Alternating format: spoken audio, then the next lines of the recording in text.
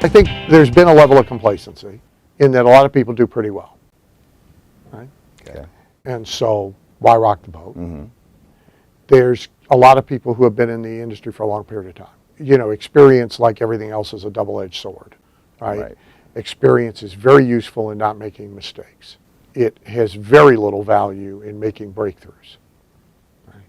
It gets in the way. Right. We almost know too much, right, about what we do, and we tried that once, 9 years ago, and it didn't work out very well. And Mike Vance, who was the dean at Disney University for a number of years, Mike used to talk about the bigger candle theory, that most people with a lot of experience in home lighting, if pre-electricity, their answer was a bigger and a bigger and a bigger candle. Right. And you can't even ask consumers. Henry Ford said if you ask people what they want a faster horse. Nobody said they wanted a horseless carriage because nobody knew they could have a horseless carriage until we made them a horseless carriage. So a lot of that sets in this field. There's some regulatory kind of fear of, I can't do anything different because there's all these rules. I found it in other fields. It's almost always exaggerated. There's a line here you can't cross and people are way back here. They don't even want to get close. Right.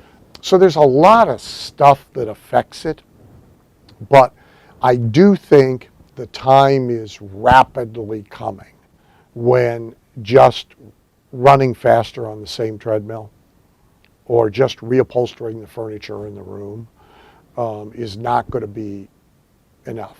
Because of the generation gap that we're about to pass through, or because of the way globalization has taken effect? Commoditization, for one thing.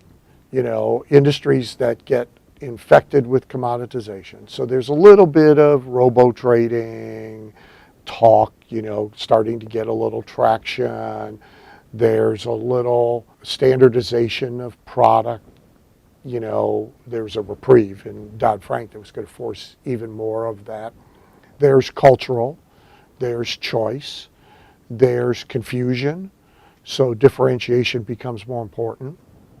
So almost any advisor who does a lot of workshops will tell you their cost of putting people in seats is going up and the difficulty of getting them there is going up. I can show you some notable exceptions, and I will show you some notable exceptions, by the way. But they're right, but they don't understand the reasons why and what to do about them. Most will tell you that trust is harder to come by. People are more and more skeptical and more anxious, and they're more and more likely to finish a meeting with you and then go home and Google things and roam around and get confused. And as a general trend, that's true, but it can be stopped in a particular group of prospects or candidate clients, as it has been in other niches where this has arrived earlier. But because, again, this is clannish, Amish, everybody looks at themselves, they're not paying attention to 50 different industries, they don't really know yet how to stop that from happening, and it's important to stop it.